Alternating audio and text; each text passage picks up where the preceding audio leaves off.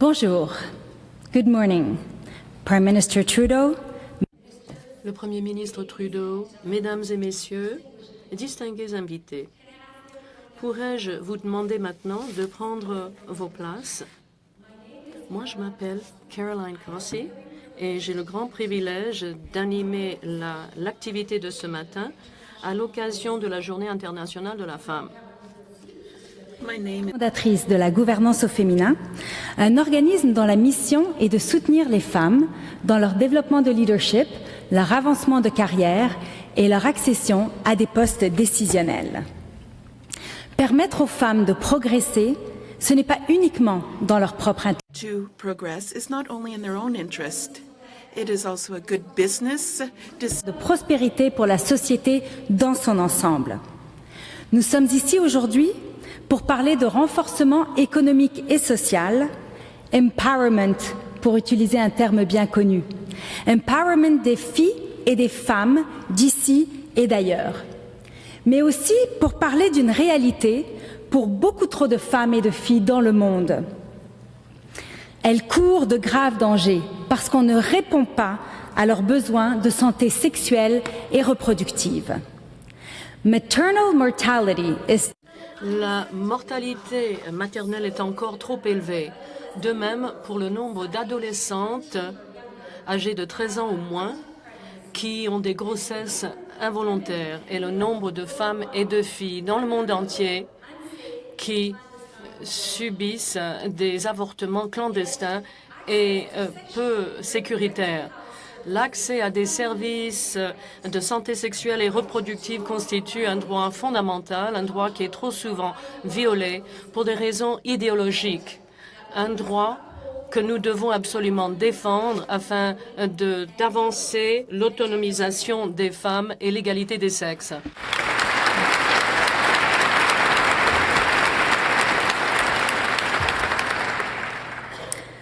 Aujourd'hui, revendiquons pour les femmes et les filles ce droit à une voix, ce droit de décider librement par elles-mêmes de leur corps et de leur avenir. Hence our tagline, sa voix, son choix. Her voice, her choice. Sa voix, son choix. Commençons donc. Distingués panélistes, que je questionnerai sur les défis à relever et les solutions à adopter. But before I do that, let's hear... Mais avant de faire cela, souhaitons la bienvenue à la ministre du Développement international et de la francophonie. Elle arrive de Bruxelles où elle a annoncé que le Canada va assurer un financement de 20 millions de dollars pour une initiative mondiale sur la santé sexuelle et la planification des naissances.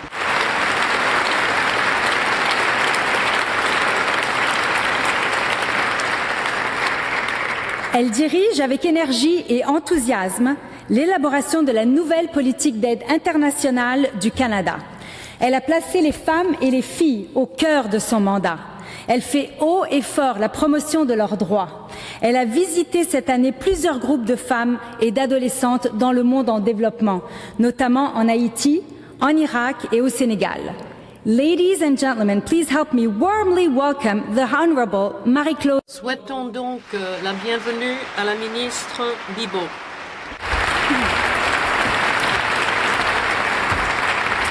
Bonjour à tous, good morning. Tout d'abord, j'aimerais souligner la présence parmi nous de mes collègues, la ministre Freeland, ministre des Affaires étrangères, la ministre Gould, ministre de la Réforme démocratique, et le ministre Duclos, ministre de la Famille, des Enfants et du Développement social, ainsi que ma secrétaire parlementaire, Célina Chavannes.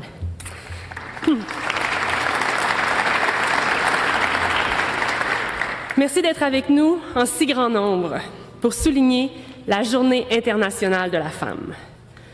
Une journée qui est particulièrement importante pour le Canada.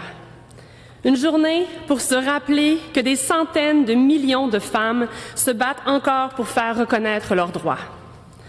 Une journée pour répéter haut et fort qu'il n'y a pas de droit de la personne sans droit des femmes. Et une journée pour réaffirmer que pour maîtriser pleinement notre destin, nous les femmes devons d'abord avoir le contrôle de notre propre corps. Choisir si, quand, combien et avec qui on veut avoir des enfants. Parce que même si nous avons fait des progrès importants en matière de santé sexuelle et reproductive, il en reste encore beaucoup à faire. Encore aujourd'hui, 225 millions de femmes et d'adolescentes n'ont pas accès à la contraception. Chaque année, 16 millions de jeunes filles, mariées enfants, victimes d'abus sexuels ou par ignorance, mettent au monde des enfants qu'elles ont portés malgré elles, malgré leur trop jeune âge et même au risque de leur vie. C'est précisément pourquoi notre gouvernement choisit une approche féministe en matière de coopération internationale. Pour lutter contre les pratiques et les lois discriminatoires qui ciblent les femmes et les filles, pour élever leur voix partout où elles se trouvent, peu importe leur origine, pour leur permettre de développer leur plein potentiel et contribuer significativement au développement de leur communauté. Parce que le renforcement socio-économique des femmes profite à tout le monde, aux hommes et aux garçons aussi.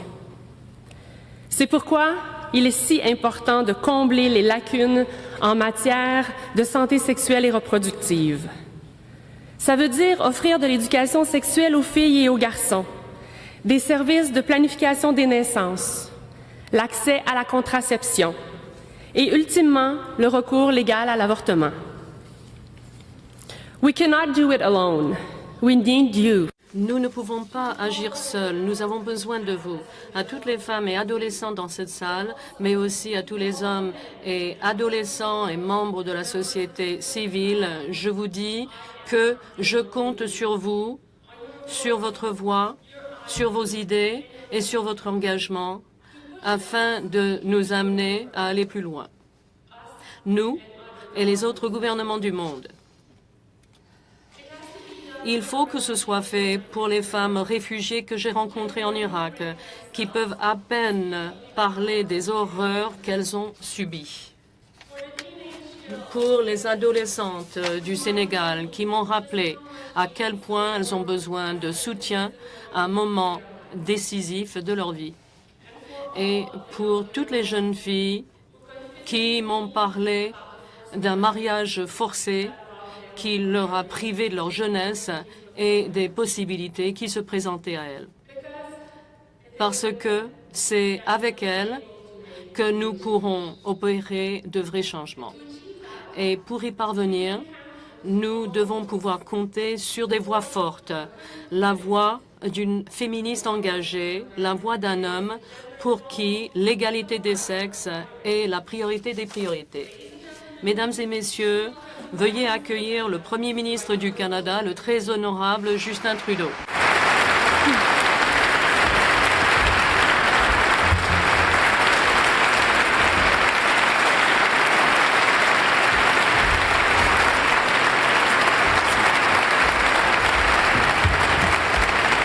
Merci Marie-Claude pour cet accueil chaleureux. Merci à vous tous et toutes d'être ici aujourd'hui. Good morning everyone and happy. Bonjour et bonne journée internationale des femmes. Thank you all for being here. Merci à vous tous et à vous toutes d'être présents à mesure que nous rendons hommage à toutes les femmes qui se sont battues pour que notre monde soit plus égalitaire pour nos filles et nos fils. Et cela nous rappelle tout le travail qui reste à faire afin d'atteindre la véritable égalité pour les femmes et les filles. Dans le monde entier, des milliers et des millions de femmes et d'enfants subissent la pauvreté, sont privés de l'éducation qu'il leur faut et deviennent victimes de la violence simplement parce qu'elles sont femmes. On leur prive la possibilité de maîtriser leur corps et leur place dans la société. C'est non seulement une tragédie, c'est une occasion ratée pour beaucoup de pays qui pourraient profiter de la contribution économique des femmes. Une solution globale. Et je suis heureux que le Canada fasse sa part pour aider à bâtir un avenir meilleur pour les femmes et les filles de partout dans le monde. Les femmes et les filles font encore face à des obstacles particuliers qui les empêchent de réaliser leur potentiel et de devenir des membres actifs de la société. Elles sont moins susceptibles d'obtenir une éducation, plus à risque de vivre dans la pauvreté, de souffrir de malnutrition. Et ces problèmes deviennent d'autant plus complexes quand les femmes n'ont pas accès à l'information et aux soins dont elles ont besoin pour vivre en santé. C'est pourquoi nous franchissons aujourd'hui une étape essentielle en vue de permettre aux femmes qui vivent dans les pays en développement de mieux planifier leur avenir. Je suis heureux d'annoncer que le gouvernement du Canada investira 650 millions de dollars sur 3 ans dans les programmes de matière de santé sexuelle et reproductive pour les femmes.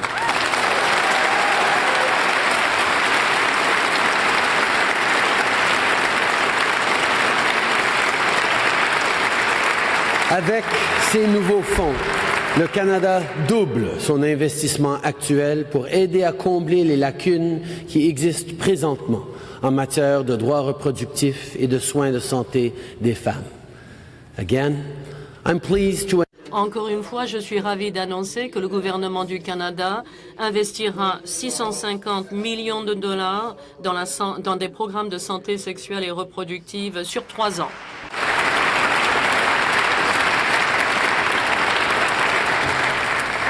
With these new funds, avec ce nouveau financement, le Canada double l'actuel investissement afin de combler les lacunes qui existent en matière d'accès aux soins sexuels et reproductifs.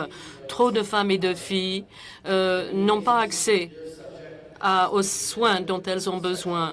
En plus, elles subissent la violence sexuelle et des pratiques comme la mutilation génitale et des mariages forcés, et elles sont plus susceptibles de contracter des maladies dangereuses. Il est essentiel que ces femmes aient accès aux services de santé sexuelle et de prévention pour qu'elles puissent continuer à maîtriser leur corps et exercer leurs droits. Comme les hommes, les femmes devraient être en mesure de choisir quand elles voudraient fonder une famille, l'importance, la grandeur de leur famille et avec qui ils voudraient fonder cette famille. Aujourd'hui, nous permettrons notamment d'aider à prévenir les grossesses non désirées, à limiter la propagation des infections transmissibles sexuellement et à fournir des soins aux femmes et aux filles aux pays en voie de développement. Ces fonds aideront aussi à soutenir le travail d'organismes locaux qui collaborent avec les gouvernements afin d'assurer que les femmes et les filles jouent un rôle actif dans la société. Nous agissons parce que nous reconnaissons qu'aucun pays ne peut réaliser son plein potentiel sans la pleine participation de tous ses citoyens et surtout les femmes. Lorsque les femmes ont les outils nécessaires pour assurer leur bien-être et atteindre leurs objectifs, les familles s'épanouissent, les communautés sont plus sûres et les économies croissent. My friends, our ambitions. Chers amis, nos ambitions ne doivent pas être limitées par les frontières. Les femmes et les filles du monde entier comptent sur des pays comme le Canada pour mener ce combat.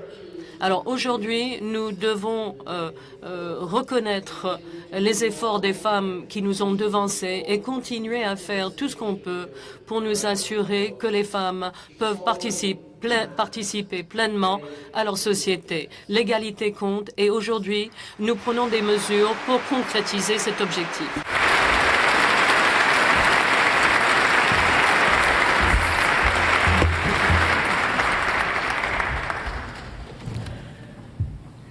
Thank you, Prime Minister.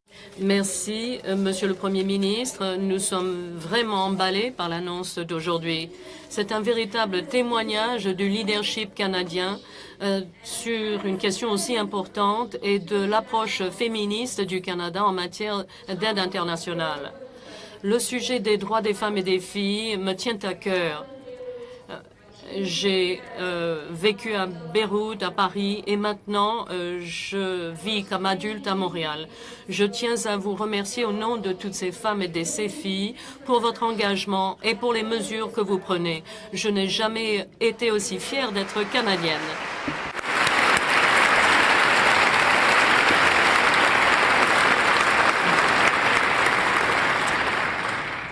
Now, please allow me to invite our Maintenant, je voudrais inviter nos invités à se joindre à nous sur l'estrade pour participer à la table ronde. Nous avons un groupe d'intervenantes très impressionnant qui va se joindre au Premier ministre et à la ministre Bibeau, et j'ai l'honneur de vous les présenter. Une ardente défenseur de la santé maternelle et néonatale, présidente de Every Woman, Every Child, Everywhere, un mouvement qui championne la santé reproductive, maternelle, néonatale, infantile et adolescente dans des milieux humanitaires et fragiles. Son Altesse, la princesse Sarah Zaïd de Jordanie.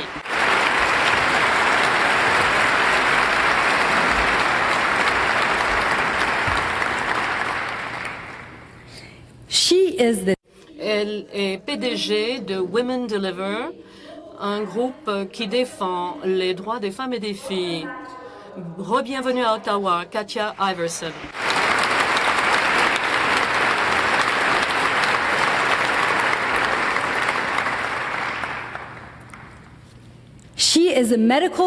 Elle est médecin, fondatrice de l'association des jeunes leaders béninois, a Woman Deliver Young Leader, et membre du partenariat pour la santé maternelle, néonatale et infantile. Communauté et son continent, Madame Joanie Bewa.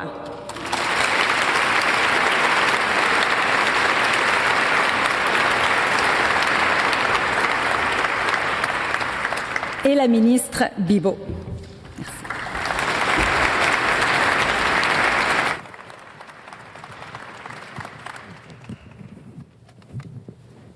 So it is our pleasure to have you. Nous sommes ravis de vous accueillir aujourd'hui. Merci infiniment de votre présence. Nous sommes là, comme je vous l'ai dit, pour discuter de l'autonomisation des femmes et du rôle des droits sexuels et reproductifs dans l'atteinte de l'égalité des sexes. Aujourd'hui, nous savons que les besoins en matière de santé sexuelle et reproductive chez trop de femmes et d'adolescentes du monde ne sont pas satisfaits.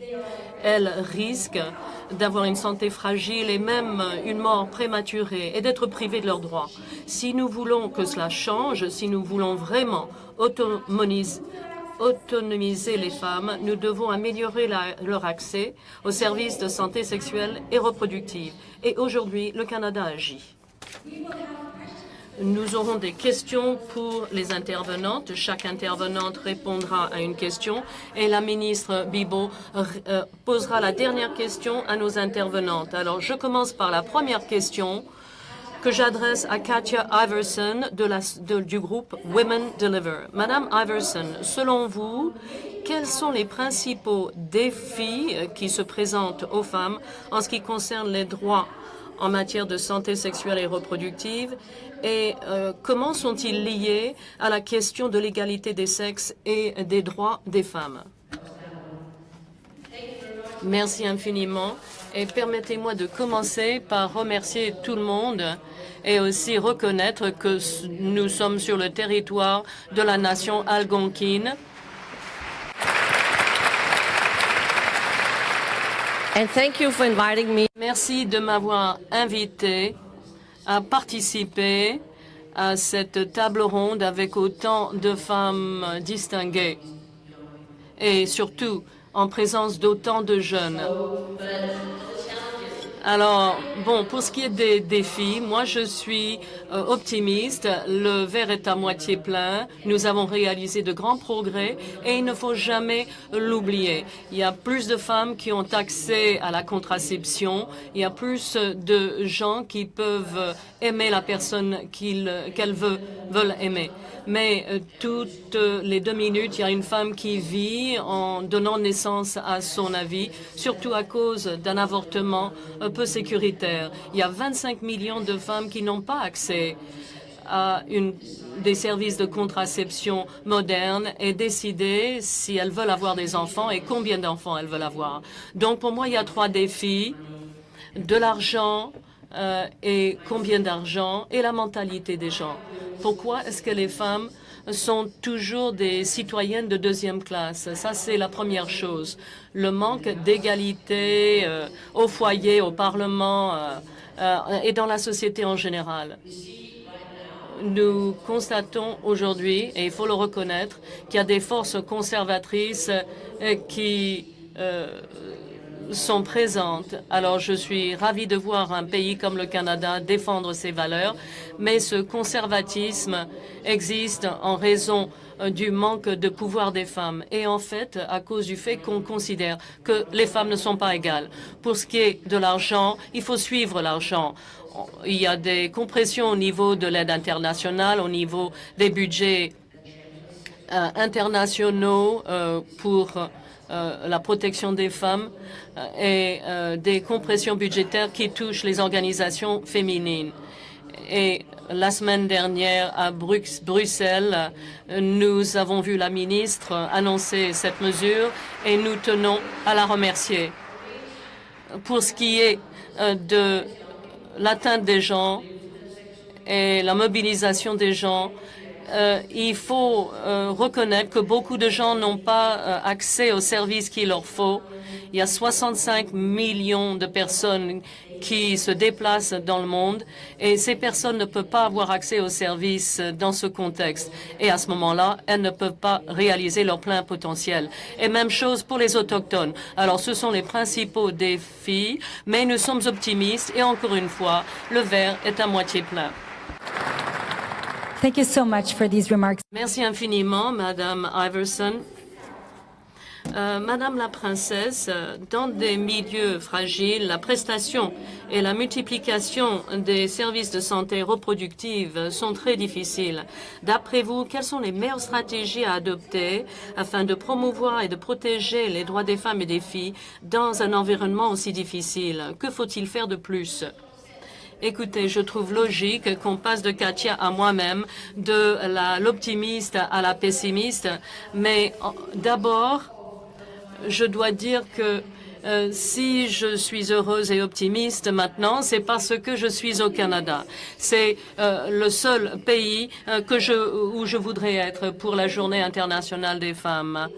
La voix du Canada comme leader mondial est tellement appréciée et je suis véritablement honorée d'être présente aujourd'hui.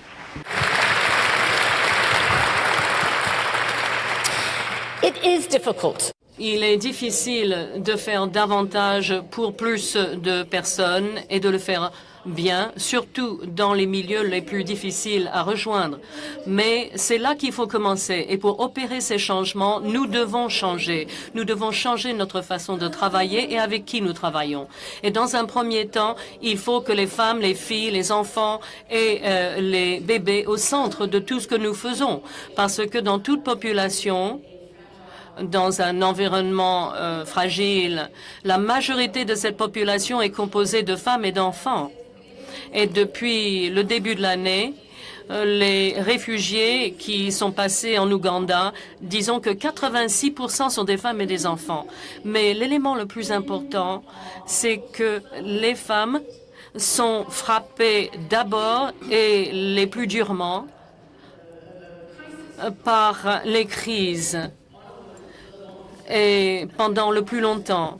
En même temps, elles sont aussi nos partenaires les plus puissantes et elles sont au cœur d'une famille saine, de communautés saines. Elles sont au cœur du développement durable, de la paix et de la sécurité. Ce sont nos meilleurs alliés et nos meilleurs partenaires. Donc nous devons les habiliter, les autonomiser et leur permettre de réaliser leur potentiel. À ce moment-là, nous allons tous en profiter. Deuxièmement, nous devons changer nos idées de ce qui constitue le développement et l'aspect humanitaire. Aujourd'hui, c'est la même chose. Le temps moyen pour d'être réfugié, c'est 20 ans. C'est une véritable crise pour les femmes et les filles. Ça pourrait constituer tout le cycle de reproduction pour une femme. C'est la vie d'une femme qui est en cause dans ce contexte. Il faut un financement souple et à long terme parce qu'on peut justement être réfugié pendant 20 ans parce que l'impact des changements climatiques commence à toucher certaines régions plus rapidement que d'autres et cela ne va pas changer. Les données, nous avons besoin de données justes. Si nous ne savons pas ce qui se passe, comment est-ce qu'on peut réagir et comment est-ce qu'on peut opérer des changements efficaces? Souvent, on ne compte pas ce qu'on devrait compter. On ne tient pas compte de la mortalité maternelle chez les filles âgées de moins de 15 ans. Nous ne connaissons pas leur vulnérabilité ni leurs besoins et tout cela doit changer. Nous devons habiliter et mobiliser les parce que nous constatons on m'a dit que mon temps est épuisé. Donc, il faut une approche intégrée, il faut habiliter les communautés et il faut assurer l'accès à de bons services de santé et à l'éducation. Et il faut cela pas uniquement dans le monde en développement, il faut cela dans le monde entier pour tout le monde. Merci.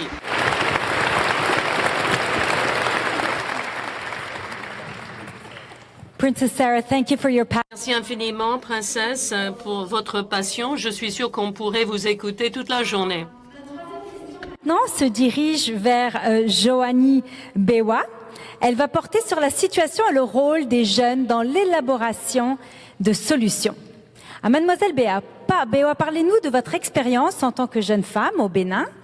Quel rôle voyez-vous pour les jeunes pour améliorer la condition des femmes, leur accès aux soins de santé et en général améliorer leurs droits? Je vous remercie pour la question. Alors, je pense qu'il n'y a pas un meilleur moment pour être au Canada parce que c'est déjà un honneur d'être à côté de son Excellence, Monsieur le Premier ministre, qui, je pense, fait partie de l'un des rares leaders mondiaux qui s'est déclaré féministe et qui assume être féministe et qui le traduit à travers ses actions.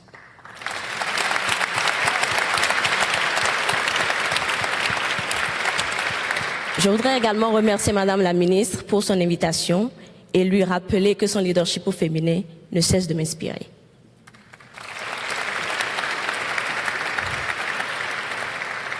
Alors, en parlant de parcours, en tant qu'activiste des droits des jeunes et des droits des femmes, en tant que médecin, en tant que passionné de la recherche en matière de santé de la reproduction, j'ai un parcours, certes qui n'est pas exceptionnel, mais un parcours qui m'a permis d'apprendre. Durant mon enfance, j'ai beaucoup entendu des personnes dire « les filles n'ont pas le droit d'aller à l'école, les filles ne doivent pas revendiquer leurs droits, les filles ne doivent pas exprimer leur potentiel ». Quand j'avais 9 ans, par exemple, j'ai dû me battre pour survivre contre une crise respiratoire, tout simplement parce que mes parents avaient la possibilité d'avoir accès à des soins de santé. Malheureusement, ma meilleure amie Blandine, qui à 12 ans a eu une grossesse précoce, n'avait pas la possibilité d'avoir accès, par exemple, à des services de planification familiale. Et cette dernière a fait un avortement clandestin et en est décédée. À cet instant, j'ai décidé de devenir médecin pour sauver des vies, pour qu'il n'y ait plus jamais de Blandine qui perde la vie en voulant donner la vie.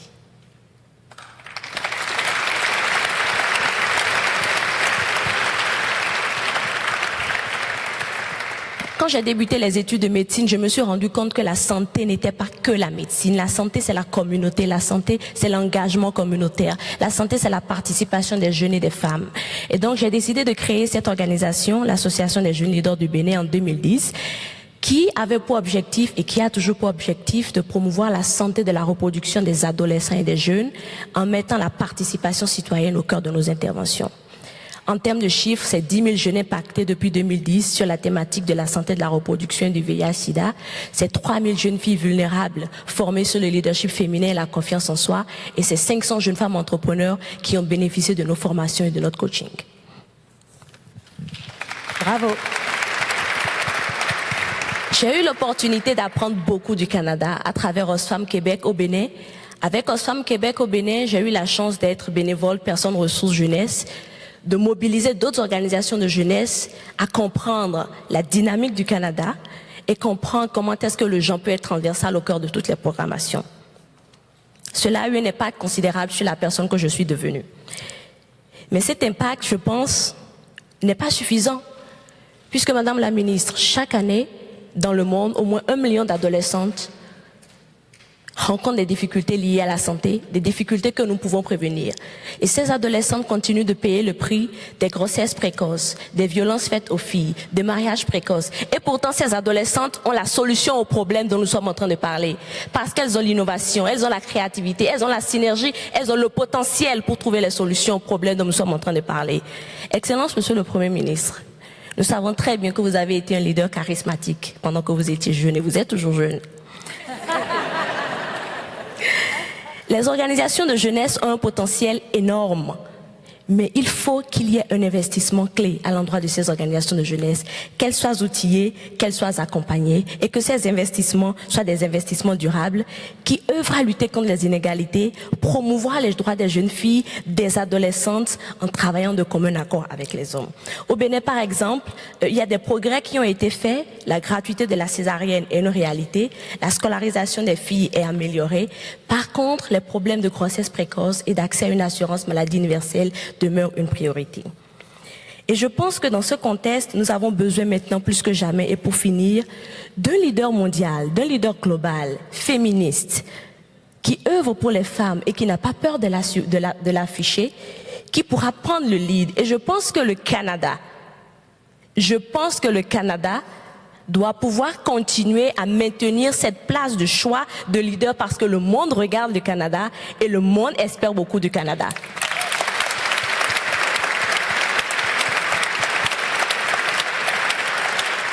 Enfin, je voudrais juste réitérer ma grande disponibilité et celle des organisations de jeunesse avec lesquelles je travaille pour dire que nous sommes prêts, présents, engagés, déterminés à collaborer avec le gouvernement du Canada.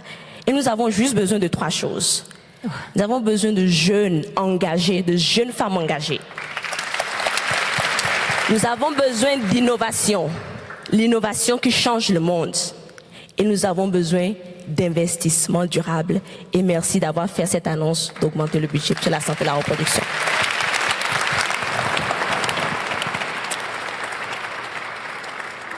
Mademoiselle Beowa, vous êtes un modèle, pas seulement pour les jeunes, mais pour les femmes de toutes les générations. Bravo. Prime Minister Trudeau, Monsieur le Premier ministre, vous vous décrivez comme féministe. Vous êtes père de 3 enfants, dont 2 garçons.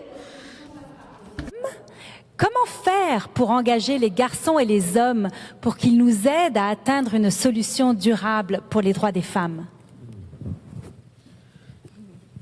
Vous savez, j'ai toujours eu en tête que quand j'allais avoir une fille, j'espérais toujours devenir papa d'une petite fille, je suis très content de l'être, que j'allais enseigner à ma fille et encourager ma fille de savoir qu'elle pourrait faire n'importe quoi, qu'il n'y a aucune limite à ses ambitions, qu'elle avait la capacité de réussir autant que n'importe qui d'autre. Et toute ma vie, je savais que c'était une de mes responsabilités en tant que futur papa d'un père et d'une fille. Depuis que je le suis, certainement je le fais. Mais c'est important, c'est sûr, mais ça a pris la femme extraordinaire dans ma vie, Sophie, ma femme, pour me souligner que oui, c'était très bien que j'étais là pour dire à ma fille qu'elle pouvait accomplir n'importe quoi, mais que j'avais aussi une responsabilité aussi importante d'enseigner à mes garçons que ma fille pouvait faire n'importe quoi, de savoir que mes garçons ont un rôle à jouer pour contribuer à créer cette égalité dans le monde et qui doivent être aussi conscients de cette responsabilité que ma fille est là et consciente de les possibilités qui sont devant elle. That's why it's so important for me, for men. C'est pour ça qu'il est si important pour nous comme hommes de reconnaître que nous avons un rôle important à jouer. En tant que féministe, et je sais qu'il y a toutes sortes de définitions du féminisme, je ne peux pas dire le contraire, mais je peux vous dire que pour moi, il y a 2 choses qui comptent. D'abord, reconnaître et défendre les droits des femmes d'être égales aux hommes. Et aussi reconnaître, deuxièmement, qu'il y a encore beaucoup de travail à faire ensemble. Si on peut dire oui à ces 2 choses, on peut se considérer comme féministe et il faut agir pour créer l'égalité dans le monde, pour se battre pour créer de meilleures occasions et opportunités pour les femmes. J'ai été ravie d'être désignée champion de l'égalité et je suis ravie de pouvoir en parler. Je suis ravie de pouvoir promouvoir cette idée en attendant que les gens se rendent compte qu'on ne devrait pas trouver remarquable qu'un homme dise qu'il est féministe. Et enfin, l'idée de permettre aux femmes d'atteindre ou d'obtenir plus facilement des postes de leadership. Ce n'est pas uniquement quelque chose qu'il faut faire, c'est la chose la plus intelligente à faire. Qu'on parle des conseils d'administration dans les grandes entreprises, quand les femmes ont le même pouvoir et autant d'influence que les hommes, je peux vous dire que les décisions seront meilleures. Il y aura une approche plus coopérative, plus respectueuse, une approche qui signifie que plusieurs points de vue sont pris en compte plutôt qu'une seule perspective, une perspective axée sur la concurrence qu'on associe typiquement au style de leadership masculin. Et cela veut dire d'être ouvert à la collaboration. Cela veut dire qu'on comprend que la collaboration et la force nous amène à chercher des alliés et ne pas penser qu'on peut tout faire tout seul. Ça, c'est la mauvaise approche. Il faut être plus collaboratif, plus ouvert. Il faut comprendre la nécessité d'établir des partenariats pour créer un meilleur monde. Cette collaboration est au cœur de notre action visant à habiliter plus de femmes et je suis ravie de faire partie de ce grand mouvement aujourd'hui et c'est avec toute humilité que je me trouve aux côtés de ces femmes extraordinaires et en face de toutes ces femmes et de tous ces hommes extraordinaires dans cette salle qui comprennent bien cette réalité-là. Well, you're certainly recognized. Écoutez, il est certain qu'on vous reconnaît comme étant le principal féministe masculin. Madame la ministre, souhaitez-vous parler de votre propre expérience? Et je pense que vous aurez à poser une dernière question au panel. Vous le savez probablement tous, mais on a commencé notre démarche de revue de la politique internationale, de développement international avec une grande consultation. Et puis j'ai entre autres rencontré des femmes très inspirantes comme Katia et la princesse Sarah, qui sont des femmes passionnées et très engagées pour la cause des femmes à travers le monde. Mais j'ai aussi rencontré des jeunes filles, des femmes dans plusieurs pays.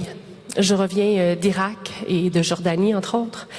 Et j'ai eu cette conversation avec une femme yazidi qui a vraiment vu et vécu l'horreur.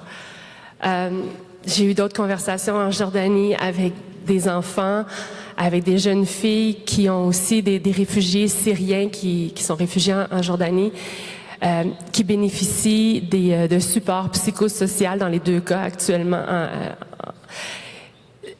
Ces gens ont vécu, ont traversé vraiment des situations absolument épouvantables au niveau de la violence qui est faite aux femmes et de voir à quel point sur le terrain, comment la contribution du Canada avec nos partenaires internationaux, à quel point on peut faire une différence dans leur vie. C'est vraiment extrêmement plus que motivant, mais c'est vraiment notre devoir d'être très, très actifs. En Colombie ou à Haïti, la dynamique est différente. En Colombie, on a beaucoup d'abus sexuels, d'esclavage, de prostitution. En Haïti, ce qui m'a marqué, c'est beaucoup au niveau finalement de l'ignorance ou de la nonchalance, manque d'éducation au niveau de l'éducation sexuelle. Donc, chaque pays a ses particularités, mais le dénominateur commun se trouve vraiment au niveau des droits et de la santé sexuelle et reproductive et à quel point les femmes, les filles peuvent faire une différence. Et un des témoignages qui m'a le plus marqué et qui virait vraiment signer la nouvelle politique de développement international, c'est la rencontre que j'ai faite au Burkina Faso.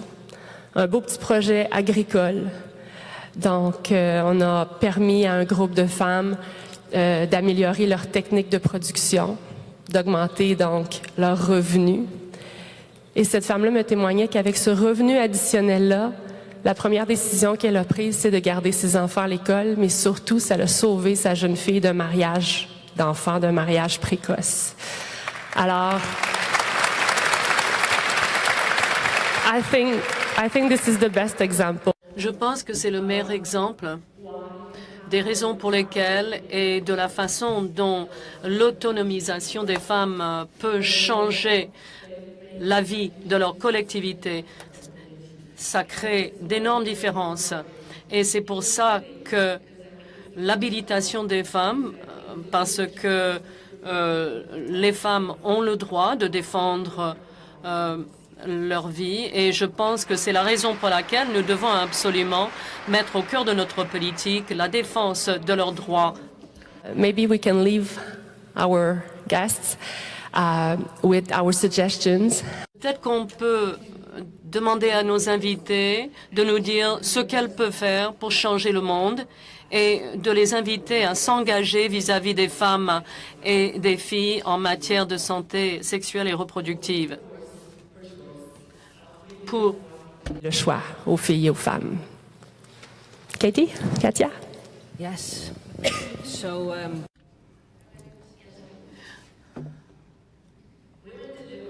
Les femmes ont des enfants, mais elles font beaucoup plus que cela.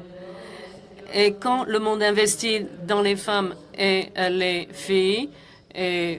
filles d'abord, parce que c'est là que ça commence, quand le monde investit dans les femmes et les filles, il y a un effet d'entraînement qui va bien au-delà de l'individu.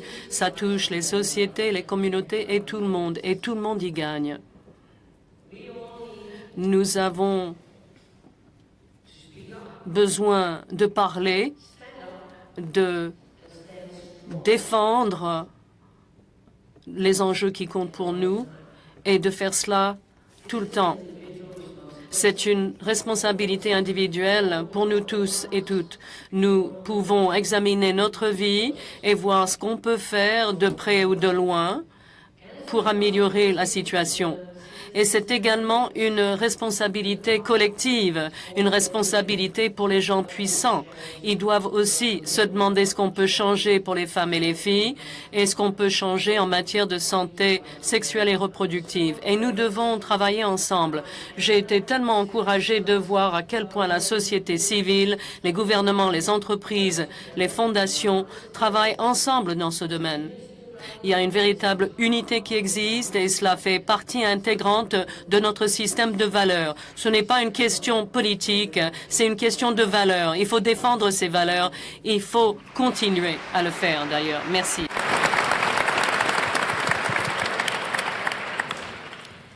Alors, personnellement, en tant que médecin, je m'engage à continuer à donner des soins de qualité aux jeunes et aux adolescents que je reçois.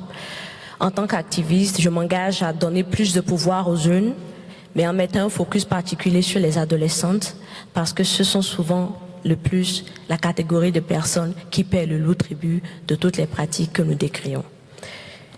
Je voudrais également œuvrer à utiliser la culture à notre avantage, parce que la culture détermine énormément l'impact que peut avoir un programme en termes d'impact de santé. Donc, utiliser la culture et les réalités que nous connaissons en Afrique de l'Ouest dont je proviens, pour pouvoir véritablement avoir de l'impact. Et enfin, le pouvoir de la technologie. Combien de personnes dans cette salle n'ont pas de téléphone portable? Combien de personnes n'ont pas de smartphone? Les adolescentes, les jeunes ont des téléphones, ont des smartphones, sont tout le temps sur Facebook, sont tout le temps sur Twitter. Nous pouvons également utiliser ce canal pour pouvoir les amener à notre cause. Merci.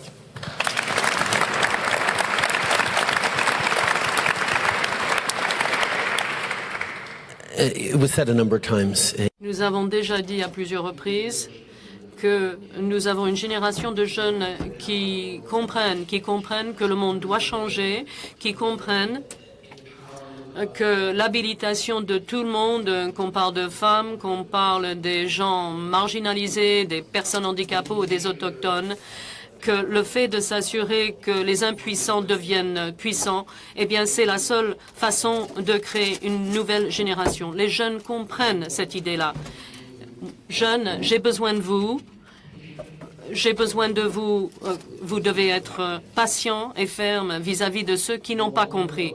Vous savez tous, vous connaissez tous des gens des hommes qui sont des féministes qui ne voudraient jamais se dire féministes, votre oncle, vos frères, votre père. Il faut les encourager à avoir le courage, parce qu'il s'agit d'être courageux, de dire qu'ils sont féministes. Et vous savez aussi qu'il y a des patrons et d'autres personnes qui ne peuvent pas être qualifiés de féministes. Eh bien, il faut leur parler, il faut les mettre au défi de comprendre que nous tous, ensemble, nous devons nous battre pour l'égalité.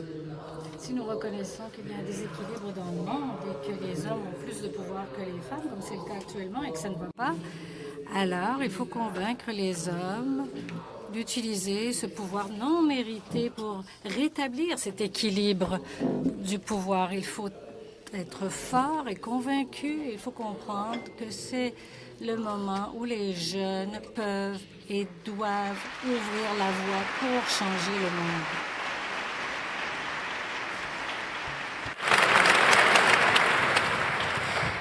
And I'm going to add to that with a... Et je vais ajouter quelque chose. Il faut le faire avec un sens de l'urgence et du désaccord. Il faut être informé et il faut reconnaître qu'il y a des choses choquantes qui se passent dans le monde aujourd'hui. Il y a des populations qui sont sous un siège. Les lois humanitaires internationales sont violées. Il y a des armes illégales et des armes chimiques qui sont utilisées sur des populations vulnérables. Et une région, le Soudan du Sud, a subi en ce moment une famine. Nous sommes en 2017 et il y a des gens qui meurent de faim. C'est révoltant. Il y a des hôpitaux et des travailleurs de la santé qui sont ciblés délibérément. C'est donc révoltant. C'est pour cela qu'il faut s'exprimer. Il faut défendre les droits humains et défendre les principes de la justice et de ce qui est bon et correct. Il y a une guerre contre le corps des femmes et des filles, et cela est révoltant. Il faut donc se tenir debout et exprimer notre désaccord. J'ai trouvé une citation intéressante récemment qui dit qu'il n'y a pas de choses telles que la voix des sans-voix qui sont réduits au silence ou qu'on ne veut pas entendre. Et quant à moi, je ne cesserai jamais d'utiliser ma voix. On ne me réduira pas au silence. Et je vais continuer à insister pour que les femmes et les filles et les nouveau-nés, au moment les plus difficiles et dans les endroits les plus durs, vont être entendus. Et je vais appuyer un leadership extraordinaire qui va s'assurer que cela se fera. Et le Canada, nous avons besoin de vous et nous sommes avec vous et nous vous appuyons. Merci beaucoup.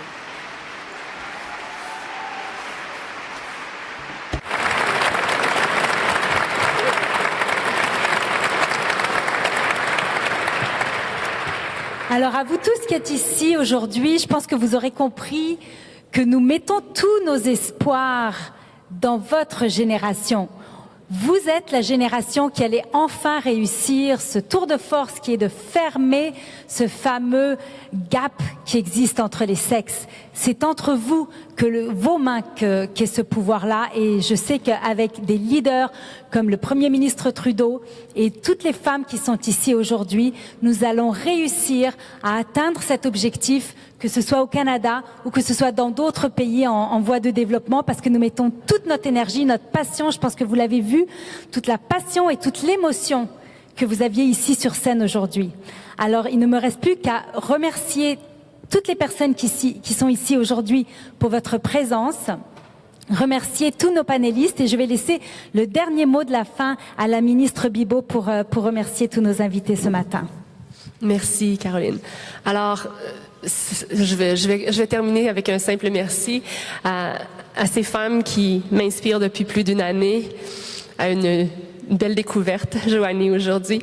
Et merci, Monsieur le Premier ministre, pour votre incroyable leadership. Merci de m'avoir confié le plus beau ministère.